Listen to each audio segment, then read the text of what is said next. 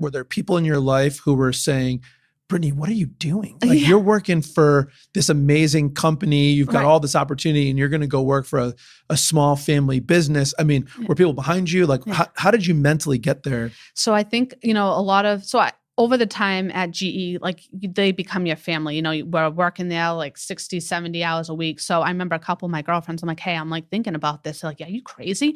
Like you've been highly like in the top rating every single year with this company. Like the sky's the limit. You're pretty much, you know, guaranteed a job to retire from. You know, you're going to take the risk to go work for a small business that has like 50 employees and you don't really know a whole lot about it. I'm like, yeah, I don't know. It's just something about this owner. Like he's got me like wrapped into his plan. And so, but I specifically remember, so my brother actually works at GE as well in Lynn, Mass. And I remember calling him. I'm like, hey, listen, I need to talk to you.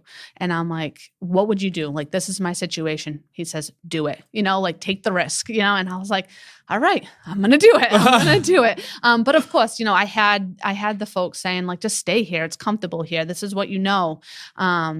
But for me, it's like, I never want to be comfortable. I want to take, you know, I'm 34 years old and I'm a president of an aerospace company. Like I'm taking a risk there, you know, and I love it. I love every challenge that gets thrown at me every single day. So I wouldn't change a thing.